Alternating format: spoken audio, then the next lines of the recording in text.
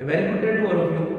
दोस्तों, आज हम पढ़ेंगे हमारा न्यूमेरिकल एनालिसिस का और प्रोबेबिलिटी का नेक्स्ट टॉपिक पॉइजन डिस्ट्रीब्यूशन। देखिए, पॉइजन डिस्ट्रीब्यूशन क्या होता है आपके पास।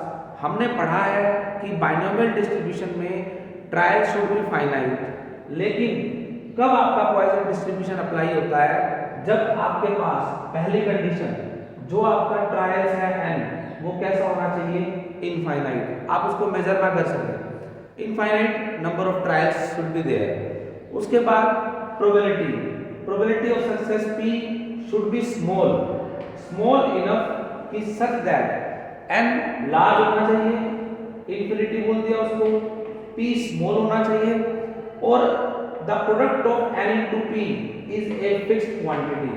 अगर ऐसा है तो हम कह सकते हैं कि हमारा जो डिस्ट्रीब्यूशन है वो किसको फॉलो कर रहा है, पॉइजन डिस्ट्रीब्यूशन को। और जो क्वांटिटी प्रोडक्ट है एनपी, इसी को हम बोलते हैं मीन ऑफ द डिस्ट्रीब्यूशन। और मीन और variance in a Poisson distribution is same.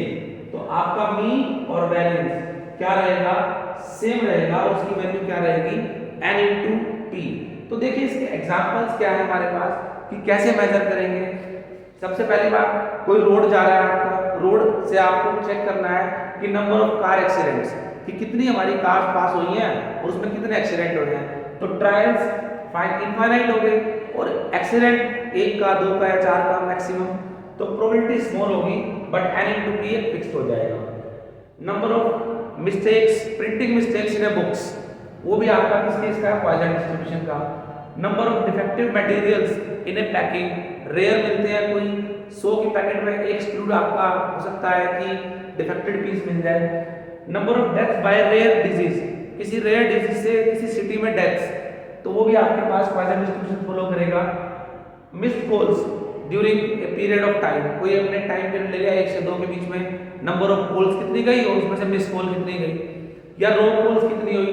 इस तरह से जो भी ऐसे एग्जांपल्स होंगे, उन सभी में हमारा पॉइजन डिस्ट्रीब्यूशन फॉलो होगा। ये हमारा एक डिस्क्रीट प्रोबेबिलिटी डिस्ट्रीब्यूशन होता है।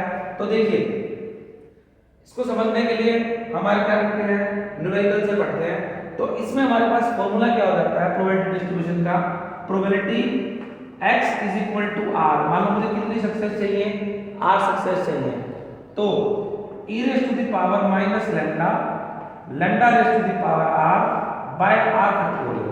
तो ये हमारे पास फॉर्मूला हो जाता है। और लैम्डा क्या है, लैम्डा हमारा ये मीन, जो ये वैल्यू होती है ये हमारे पास आती है लैम्डा की फॉर्म में।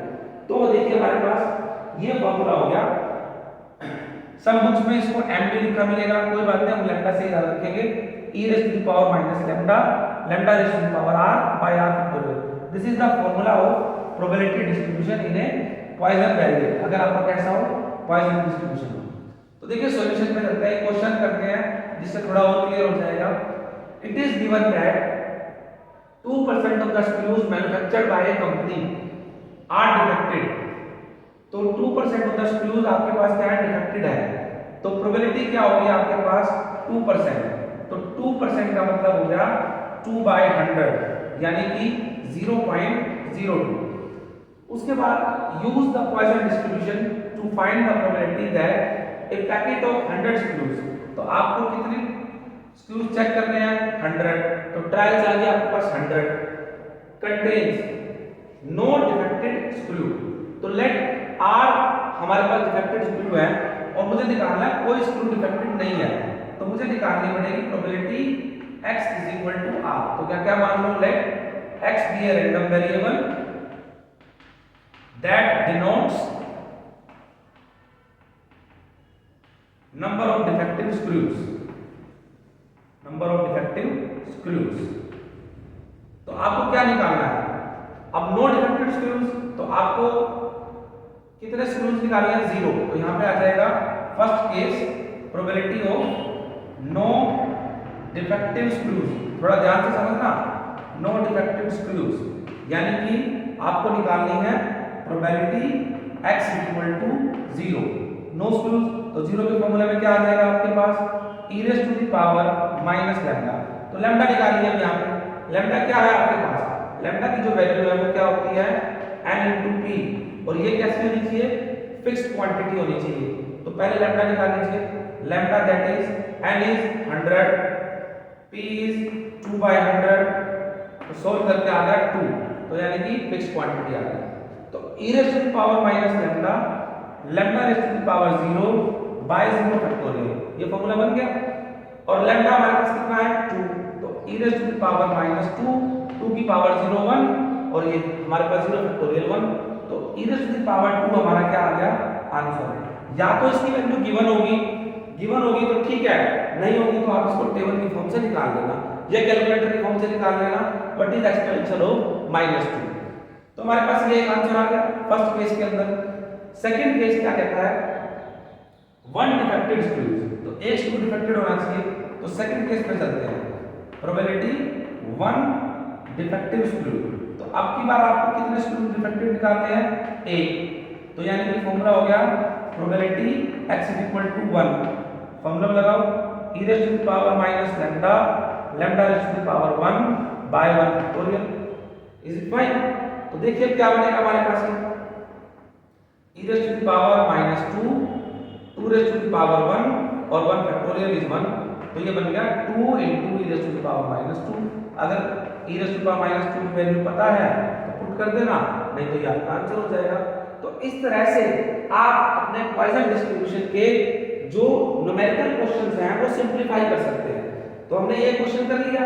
ऐसा ही हमारे पास एक क्वेश्चन आता है कि आपको एक रिलेशन गिवन होगा, सेकंड क्वेश्चन इसी के अंदर ही, अगर आपको रिलेशन गिवन होगा तो आप क्वेश्चन को कैसे कर पाएंगे।